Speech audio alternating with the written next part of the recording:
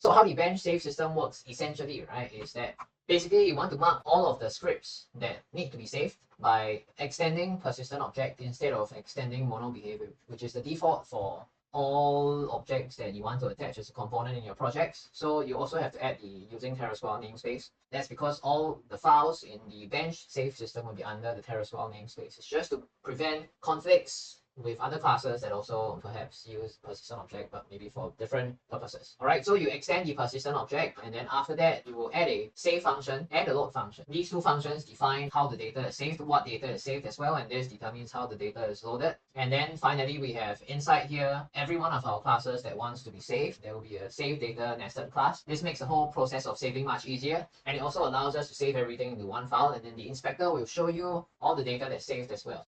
So once we drop this in, right, okay, you will see that all of the pickups, because this affects the parent pickup class, because we converted all of our pickups to inherit from one single class, right? So the moment we make the pickup inherit from persistent object, immediately every pickup in the game becomes savable. So this is how the bench save system is designed. Whenever you extend a component with persistent object, you'll get a new little field here called save ID, and any object that you want to save the state of. Right now, remember that our pickups are not savable. So whenever we pick something up and you come back to the level, the pickups will still be there instead of saving the progress. So for example, if you have an upgrade pickup, or if you have, let's say, hearts lying around, right, you can pick it up, you can leave the map, you can come back, and then the heart will respawn, which of course is less than ideal, right? So to save the status of items that are picked up, we can just generate a new save ID, or you can just write on. So for example, if you know how to track this, you can always just put pickup delivery, or you can name it like health upgrade pickup delivery. You can give it any save ID, or you can generate one. If you generate one, it's always going to be unique. So it's really up to you what you want to use. You have to make sure that this ID is unique across the entire project, because if you have the same ID, right, for an object in different scenes, then they will be using the same save data. So you have to make sure that it's different. It's very important. And once you key in a save data, a valid save data, you will see the floppy disk that appears on each of your persistent objects will turn green. So green means that this is a persistent object that's getting saved, and then red means that this is a persistent object, but because it doesn't have a save ID, it doesn't get saved.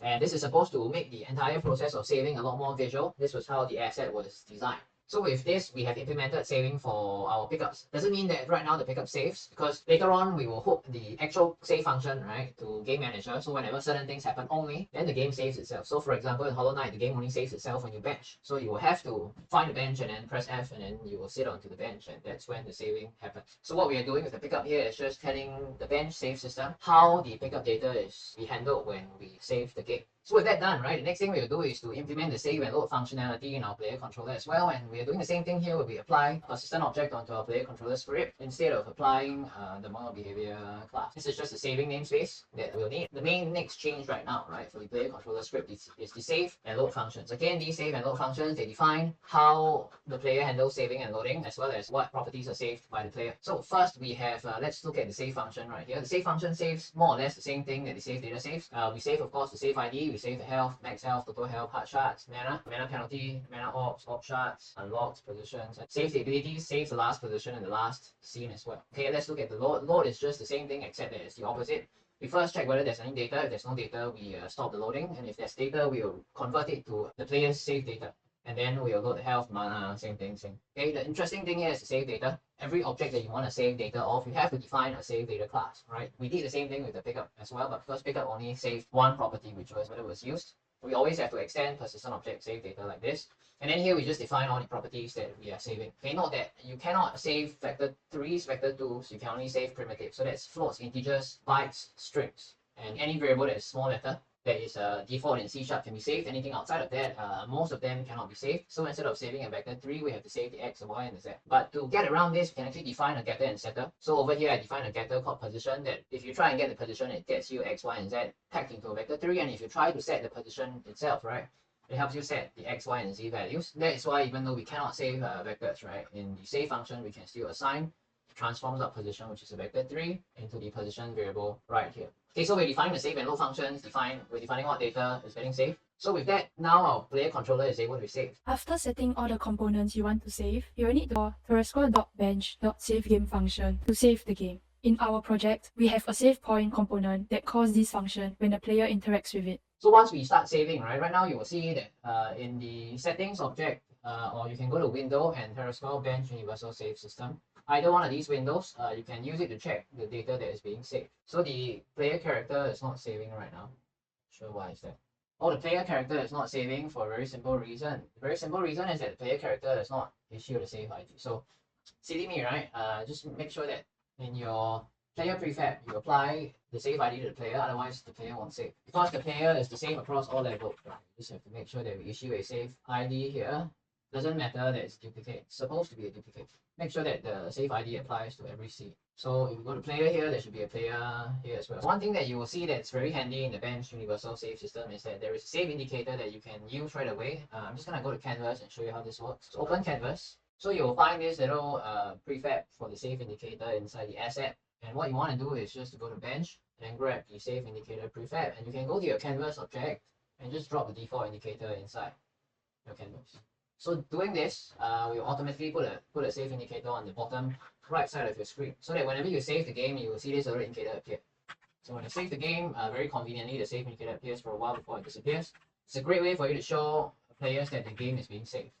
After all of this, we will have to modify our main menu, right? So that it uses the save slots that come with the bench universal save system. So let's go over to the main menu scene. I'm just going to save all my changes in Cave 1. And here we have the start. And then what I'll do, right, is we'll go to prefabs under the bench universal save system and then look at the save slot UI. We'll drop the native save slot UI over here. And right away, you will see some save slots appear. And this UI will by default be disabled. So what we are doing with this right now is that we make it so that when we click on the start button, it actually brings us over to the save games screen, and then we have all these slots. For the slots themselves, right, what you want to do is, I'm just going to re-enable this again. Actually, number of slots is set inside bench save right here. So by default, there are 5 slots. So we can actually just go to UI save slot manager and click on generate slot elements, and this will give me all the save slots. So once you have all the save slots set up, I'll deactivate this save UI canvas again. You will see that when you go into the game itself, it will just show you all the slots that are filled up and all the slots that are not. Right here. So because I have some saves in slot 1, slot 2, and slot 4, then data shows up, and then wherever there's no save file, it doesn't show up. So automatically this save canvas actually saves the amount of time that you spend on the game as well as the version of the game. This version of the game here is saved inside project settings. It's under player. Sorry, it's here. So inside the save slot manager, there's actually also individual slots. There's save slot template over here. Just gonna enable this again, and I'll just temporarily hide the canvas so we can work on the native UI. So we want to just make sure that the first save slot template, right, we can actually modify a couple of things on the save slot itself to control how the save slot displays. So here we can change, for example, the playtime format. Okay, we can change the way the date is presented as well. Okay, so there are quite a couple of settings that you can play around with here that are pretty cool. And then you can control the text that appears. Let's say if there's no save game, you can control what appears here. And you can also control what metadata is being shown. So here it shows the current scene name. And then if you have a display here, right, you can, for example, put level here and then click on update save slots, and this will show you like level in front. So you're gonna have to play around with the settings a little bit here to configure the save slots into the format that you want. Once all this is done, you want to go back to save slot manager and then make sure that you duplicate the slot settings over to every slot that we have here. Okay, so the save slot system, right, is just designed to work, so you don't have to worry about doing a lot of setups. A lot of times, if you use just the prefab itself, you drop it into your scene, activate, deactivate it, and it will start working, right? So if I click on Cave 1, it loads, for example, the first cave right here, and I can start playing. And when I save the game and I go back to the main menu, you will see that the playtime actually updates itself. See that? It updates to 12 seconds. After you are done setting up the save system and you see that the playtime actually updates, right? Next thing you want to do is make sure that all of the objects that are supposed to be saved have a save ID. That's very important. This is upgrade. Pick up. So I'm going to load into slot 1. I'll pick up Monarch Wings. And let's go to the bench save system to check whether data is being saved. Right now it's actually not being saved. But once I go to the bench, right, it should actually save my data.